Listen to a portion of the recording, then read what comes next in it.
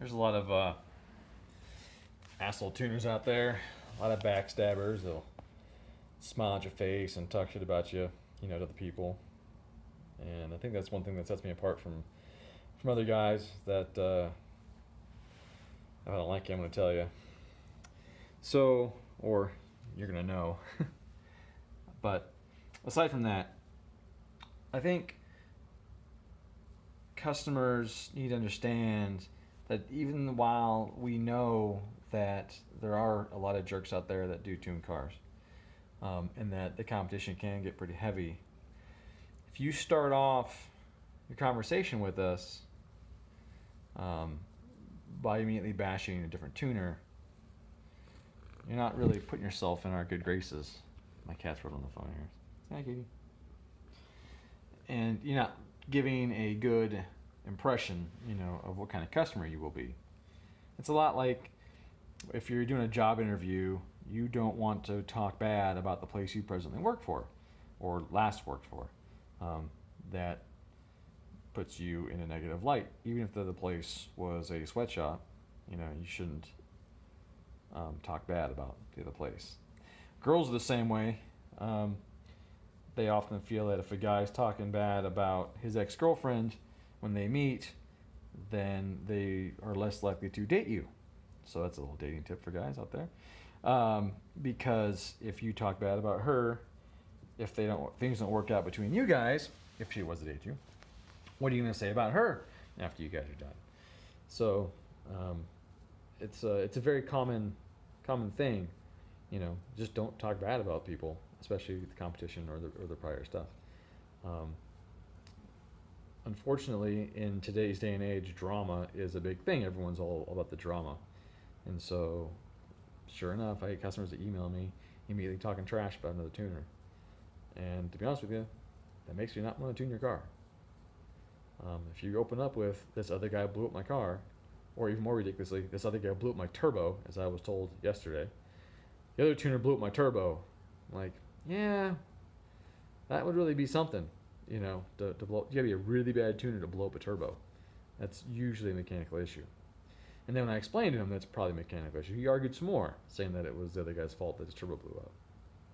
Well, I don't want to tune your car. I don't want to be your tuner. And customers have to realize that the market is so flooded with tuners out there that are both good and bad, that some tuners are forced to tune whatever comes across their lap because they just don't get enough tunes. Some other tuners like to pick and choose what cars they tune. I'm one of those guys. I like to choose the cars that are going to represent my ability. And a lot of tuners out there choose wisely, because if a car out there if the car shows up and it's just absolutely beat to crap, and you tune it and it doesn't run quite right, well, it's going to reflect on you. Even if the guy got a bunch of crappy parts, it'll never run right, no matter how good of a tuner you are. The car, the way it runs, still represents your ability, even if it's not even your fault. He gets a blaze in the car and leaves a stop sign and there's a herky jerky, or something going on, and the guy's like, man, who tuned your car? And he's like, oh man, Dom tuned it. And he goes, oh, that guy sucks.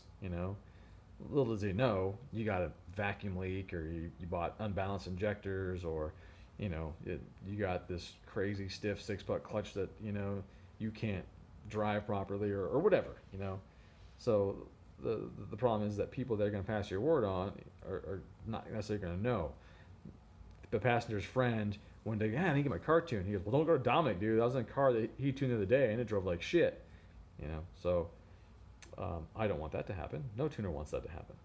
So if your car is beat to crap, well, that's another reason we're not going to want to tune it. If you have poor components, we're going to say, if you want to tune it, you need to change, these components. We don't want to have bad components represent our ability. So in the end, what I'm trying to get across is that being your tuner, it isn't like being a cashier at Walmart.